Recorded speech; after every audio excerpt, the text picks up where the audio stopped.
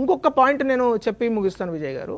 Actually Revanth Reddy గారు అదృష్టవంతుడు అనుకోవచ్చు. ఎందుకంటే 2023లో గెలిచిన తర్వాత ఆయన హైదరాబాద్ అంటే జిహెచ్ఎంసీ పరిధిలో ఒక్క సీటు కూడా గెలవకపోయినా అదృష్టవశాత్తు 2 ఉప ఎన్నికలు జిహెచ్ఎంసీ పరిధిలోనే వచ్చినాయి. అటు కంటోన్మెంట్ కావచ్చు, అటు జూబ్లీ హిల్స్ కావచ్చు.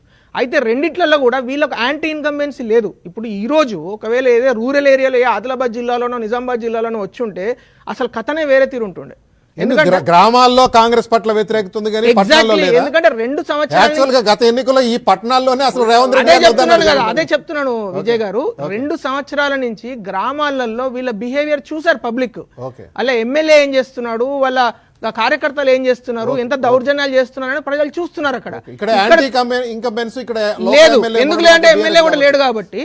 ఇంకొక పాయింట్ ఏంటంటే ఇప్పుడు నిజంగా నేను అంటే మన Ram is a good friend, నిజంగా వారికి ఒకవేళ చిత్తశుద్ధి ఉంటే ముఖ్యమంత్రి గారికి జూబ్లీ హిల్స్ పైన ఆయన కరెక్ట్గా 300 మీటర్లు 250 మీటర్లకు జూబ్లీ హిల్స్ నియోజకవర్గం స్టార్ట్ అవుతుంది వాళ్ళ ఇంటి నుంచి. అలాంటిది 2023 డిసెంబర్ నుంచి 2025 జూన్ వరకు కనీసం తొంగి చూశాడు ఆయన. కనీసం ఇట్లా ఒక్కసారి అన్నట్టు వెళ్ళి చూసేయండి రెహమత్ నగర్కో ఎర్రగడ్డ జూబ్లీ హిల్స్కి ఒక్కసారి కూడా వెళ్ళలేదు. ఈ రోజు వచ్చి శంకుస్థాపనలు చేసేసి ఆయన చనిపోయిన తర్వాత ఈ రోజు మాట్లాడుతున్నారు. సో ఇది ప్రజలు కూడా గమనించాలని కోరుతున్నాను.